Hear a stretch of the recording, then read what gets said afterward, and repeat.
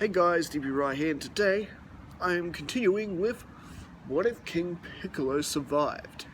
And what has shaped up to be a pretty interesting story, especially during the whole tournament saga with Goku, the battle being a lot more close, and Goku battling a version of Piccolo that's much more aggressive than Piccolo Jr. ever was. So yes, we're actually keeping the original King Piccolo villain for the sake of this story. And with that tournament ending, where we last left off is Raditz has just arrived and King Piccolo and Raditz have formed a sort of alliance in going after Goku, or rather King Piccolo is simply taking Raditz over to where Goku is. But before we get into that, there's a couple of things I want to get into concerning what the Dragon Team has been up to in this 5 years. Because this 5 years has been a different 5 years from the main timeline. This isn't the 5 years from the original story where Goku and Chi-Chi have lived alone for 5 years in isolation away from the Dragon Team, and Goku only sees them during the events of the Dead Zone movie and, the beginning of Dragon Ball Z. This arc, in fact. No. Because remember, King Piccolo survived the 23rd Tenkaichi Budokai. Not only did he survive... Well, because he survived, the entire Dragon Team is more or less on edge, as it were. They know King Piccolo is due to return, try to take over the world again, probably rebuild his armies, all that stuff that evil warlords do. And well, so Chi-Chi understands that in order for Goku to keep them safe from King Piccolo, that he has to train with the Dragon Team. And more importantly, since little Gohan has shown signs that he could be stronger than a lot of them, it's important he trains as well. So in this timeline, Chi-Chi is not taking that father-son bonding away from Goku and Gohan.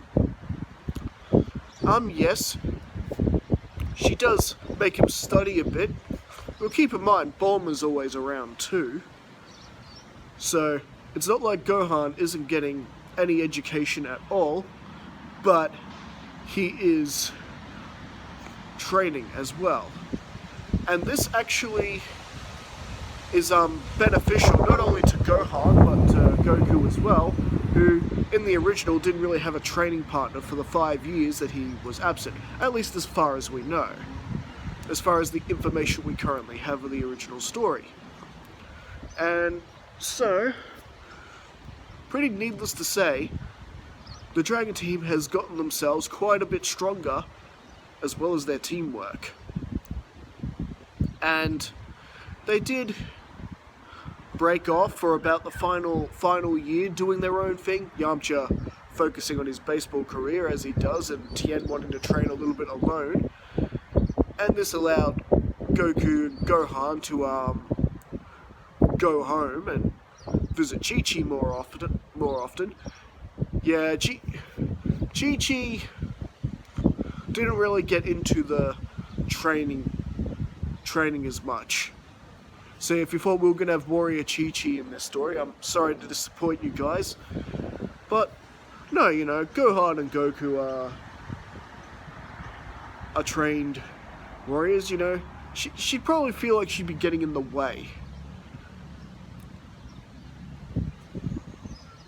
So, essentially with that, it is now time for the reunion, and the entire Dragon Team is going, including Chi-Chi, who hasn't seen anyone in a while. And, well, the reunion is much like it is in the original timeline, except everyone already knows who Gohan is. And of course, Bulma and Yamcha having their spat, so he's not there at the reunion, and Tien and Chaozu are training, doing their own thing, with Launch following them. And so, with them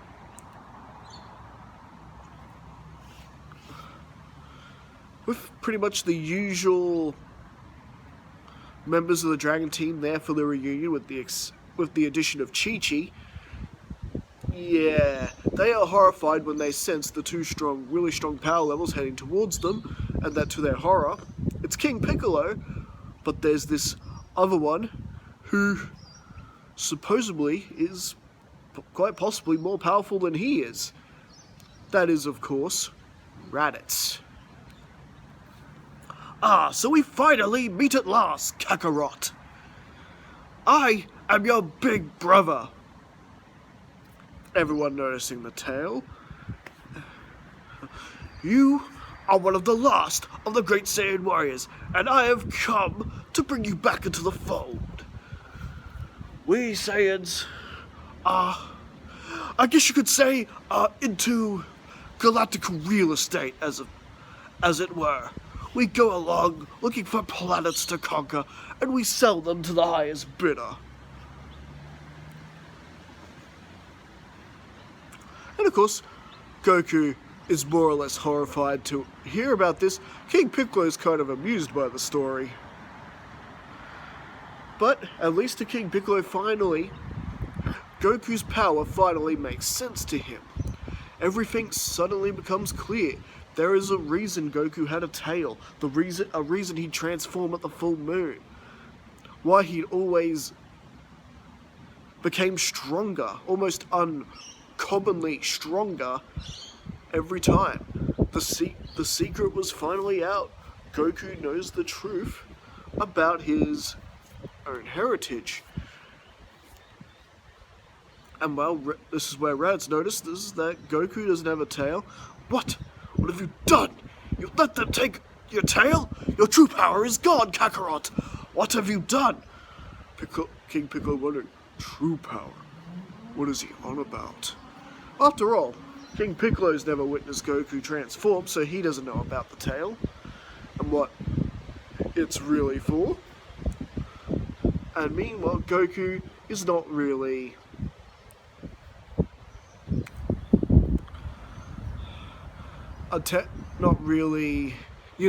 wanting to join the Frieza Force, so he blatantly refuses Raditz, and Raditz, gives him a good knee in the gut like he does in the original, and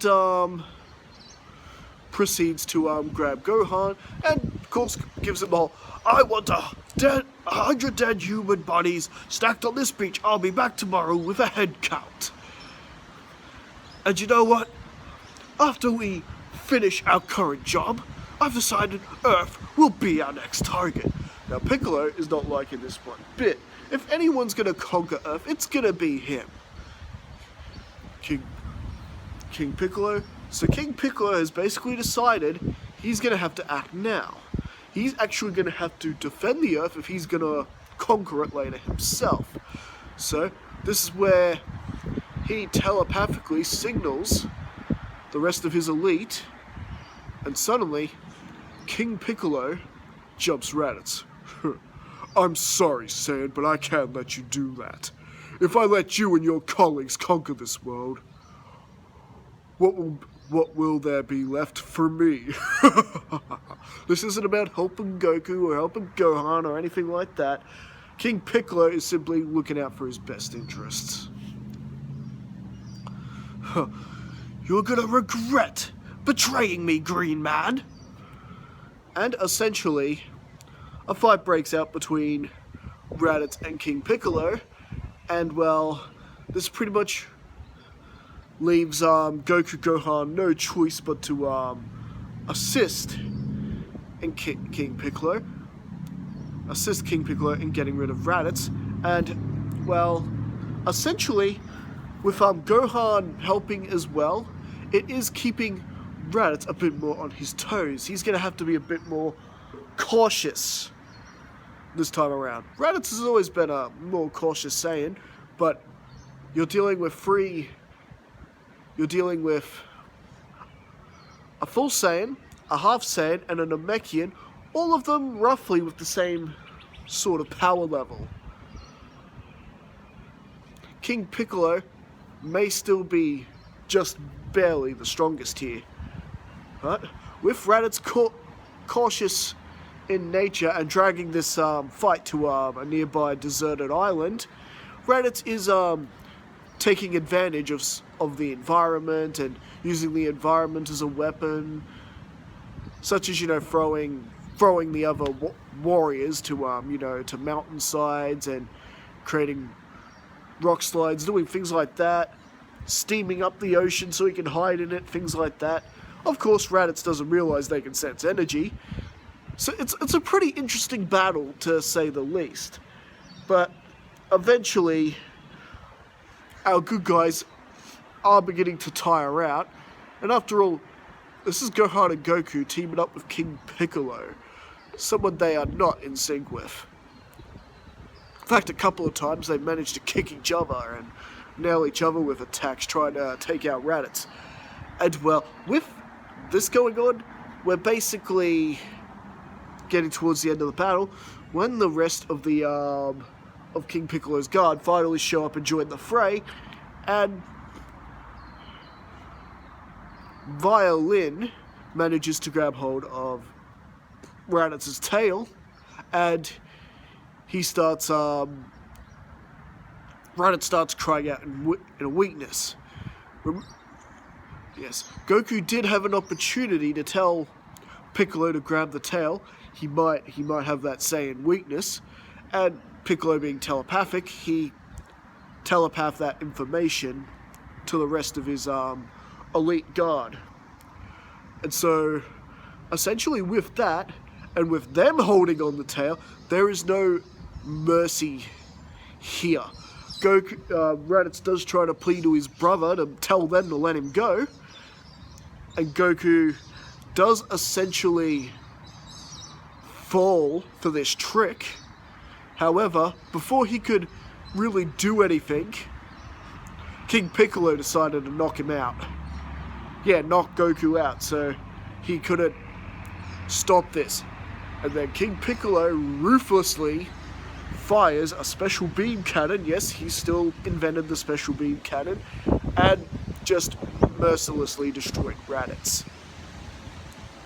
Now, because King Piccolo has already been warned about the other Saiyans and that they're stronger, it's pretty much guaranteed that they're going to be brought back. But at least this time around, Goku isn't dead, Gohan isn't dead, and his true power is still pretty much a secret at this point, which could be handy when they battle with Raditz and Nappa later on in the story. So, Goku's not dead yet. King Piccolo is well aware that the Saiyans are coming, and that, yeah, so it sort of sets off the story in a similar direction as the original, except King Piccolo has no interest in training his son, training Gohan, I should say, and or changing his ways at all. Nor is he worried or bothersome that the fact that Kami has sensed his own demise in a year's time. Whether Kami will die of old age, or King Piccolo will meet his fate at the hands of Nappa and Vegeta when they arrive. He's not concerned with that at all. King Piccolo will keep training for the next year like he has, and keep making himself stronger. However, Kami's not just going to leave the fate of the Earth to his evil counterpart. Oh, no, no, no. With talking it over with King Yama, he has been granted a special circumstance that for one time only, someone from the living world, from Earth, can make the journey of Snake Way. And of course, Kami selects Goku for the undertaking. And so, much like in the original, Goku is onto the Snake Way! And I think that's where we're pretty much going to leave things. King Piccolo, yes, does kidnap Gohan. After all, perhaps Gohan could be useful to him. At the very least, maybe perhaps a way to defeat Goku later on down the track. He's not going to pass up the opportunity to mold the son of Goku in his image if he can. And well, like I said, this is where we're going to leave things for right now. So, what do you guys think? Don't forget to leave your comments, and of course, don't forget to like and subscribe to the story, and we'll be back again the next time. Catch you later.